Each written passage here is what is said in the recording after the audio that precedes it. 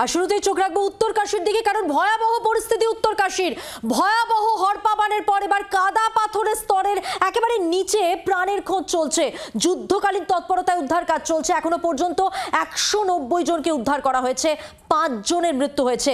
50 জন নিখোঁজ। গঙ্গোত্রীতে বহু পুণ্যার্থী আটকে রয়েছেন, তাদের নীলং উপত্যকা দিয়ে উদ্ধারের চেষ্টা চলছে, এমনটাই জানানো হয়েছে।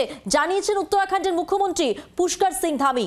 উদ্ধার কাজে সেনাবাহিনীর 7টি টিম এই মুহূর্তে কাজ করছে। আপনারা দেখতে পাচ্ছেন সেই ছবি। পাশাপাশি ভয়াবহ পরিস্থিতি এবং একেবারে বলা যেতে পারে গোটা এলাকা ধ্বংসাবশেষের চেহারা নিয়েছে। এছাড়া এনডিআরএফ এর কথা, এসডিআরএফ এর কথা বলতেই হয়। আইটিবিপি, ভারতীয় বায়ুসেনা, তারাও কিন্তু হাত লাগিয়েছে উদ্ধার কাজে। কিন্তু একটাই সমস্যা, প্রত্যেক মুহূর্তে বাধা। তার কারণ এখন এই গোটা এলাকা, গোটা উপত্যকা একেবারে ভেঙে পড়েছে। উত্তরকাশীর হরসিল উপত্যকার যে ধারালি গ্রাম, গোটা একটা গ্রাম কার্যত মাটির তলায়, কাদা মাটি পাথরের তলায় চলে গেছে। সেইখানে উদ্ধার কাজ চলছে। শান্ত ক্ষীর গঙ্গা নদীতে মেঘ ভাঙা বৃষ্টি এবং তার জেরে হরপাবান, বড় বড় হোটেল, বাড়ি ধুয়ে মুছে সাফ হয়ে গিয়েছে। ধারালি গ্রামে মেঘ ভাঙা বৃষ্টি, পাহাড় থেকে ক্ষীর গঙ্গা নদীতে আচমকা নেমে আসে হরপাবান। একের পর এক বাড়ি ভেসে যায়, হোটেল ভেসে যায়, হোমস্টেগুলি ভেসে যায়। গঙ্গোত্রী যাওয়ার পথে পর্যটক পুণ্যার্থীরা এই ধারালিতেই থাকেন। আশঙ্কা করা হচ্ছে আরো অনেক পর্যটক যারা নিখোঁজ রয়েছেন, তারা বিপর্যয়ে কোথায় তলিয়ে গেছেন, কিভাবে রয়েছেন, কোন অবস্থায় রয়েছেন। যুদ্ধকালীন তৎপরতায় উদ্ধার কাজ চলছে। স্থানীয় বাসিন্দা যারা, তারা কি বলছেন শুনুন। बिल्कुल आंखों से देखी हूँ धराली ऐसे गिरते हुए, और उसके बाद में हर्षिल को गिरते हुए देखा है आंखों से।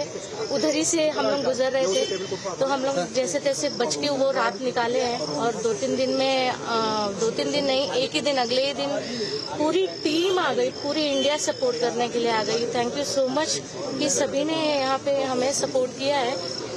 और गांव वालों ने, बगोरी गांव में हम स्टे कर रहे थे, तो बगोरी गांव ने हमको बहुत मेंटली सपोर्ट किया और रहने के लिए भी फ्री में व्यवस्था की।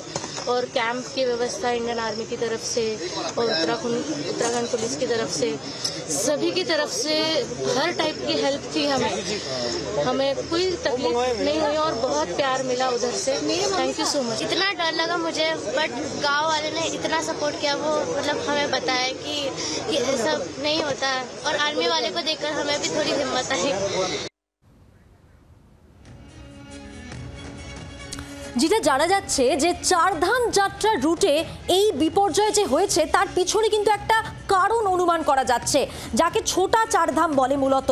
সেই জায়গায় বিপুল কর্মযজ্ঞ জারি। স্থানীয়রা যেটা অভিযোগ করছেন তার ভিত্তিতেই আপনাদের জানিয়ে রাখি যে গঙ্গোত্রী হরসিল হাইওয়ে তৈরির জন্য অন্তত 6500 দেবদারু গাছ কাটা হয়েছে।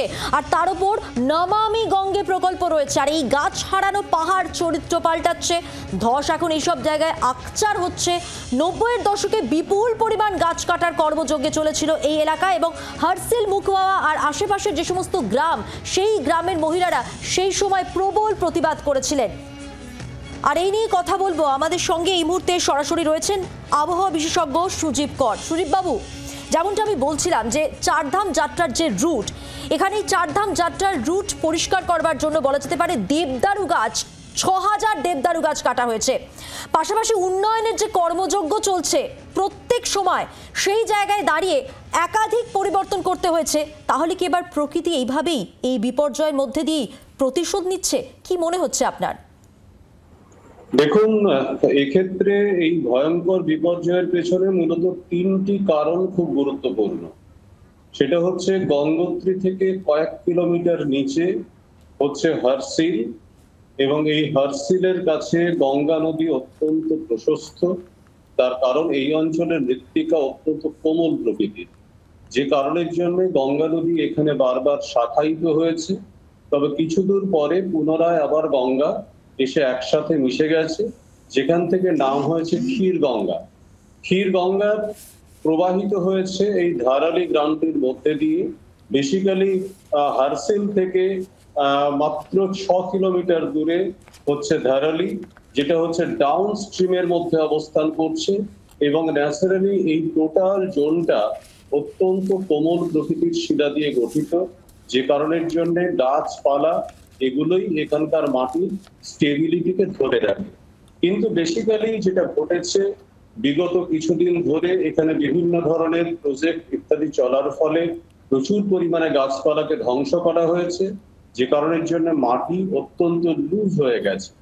তৃতীয় যেটা গুরুত্বপূর্ণ বিষয় সেটা হচ্ছে যেদিন এই ভয়ঙ্কর বিপর্যয়টা ঘটলো সেদিন হিমালয়ের উচ্চ উপত্যকা এবং নিম্ন উপত্যকার মধ্যে একটা এক্সট্রিম টেম্পারেচার ডেভিয়েশন ঘটে, যার ফলে একটা গভীর মেঘের সৃষ্টি হয় এবং সেই গভীর মেঘ থেকেই এই ধরনের তীব্র মেঘভাঙা বৃষ্টি। এবং সেই মেঘভাঙা বৃষ্টির মূলত যে জোনটা সেটা হচ্ছে গঙ্গোত্রী থেকে হার্সিল পর্যন্ত, এবং হার্সিলে যেহেতু বিস্তীর্ণ এলাকা, গঙ্গা নদী প্রসারিত, সেই কারণের জন্য টোটাল অঞ্চলটা জল প্রবাহিত হয়েছে এই ক্ষীরগঙ্গার মধ্যে দিয়ে, যা ধরে রাখার মতো ক্যাপাসিটি ক্ষীরগঙ্গার নেই, যে কারণের জন্য সারফেসের ওপর দিয়ে জল অতিরিক্ত পরিমাণে প্রবাহিত হতে শুরু করেছে। তৃতীয় যেটা গুরুত্বপূর্ণ বিষয় সেটা হচ্ছে মাটির তলায় যেহেতু অত্যন্ত ভাবে ফাঁপা এবং গাছপালা কমে যাওয়ার ফলে মাটি দুর্বল হয়ে গেছে, সেই কারণের জন্য সারফেসের ওপর দিয়ে যখন জল প্রবাহিত হয়েছে তখন মাটির ওপর দিয়েও কিন্তু প্রচুর পরিমাণে জল প্রবাহিত হয়ে গেছে, যার ফলে আলটিমেটলি যখন ডাউনস্ট্রিমে নামার চেষ্টা করেছে তখন ওপরের পুরো মৃত্তিকা স্তরটাকে টেনে নিয়ে জল নিচের দিকে নেমেছে।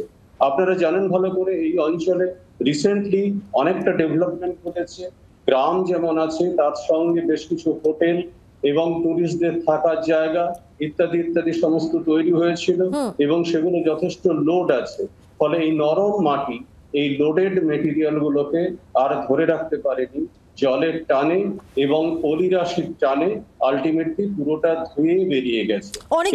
অনেক ধন্যবাদ এই আলোচনায় আসার জন্য। বাংলার আওয়াজ, বাঙালির আবেগ, জি 24 ঘন্টা।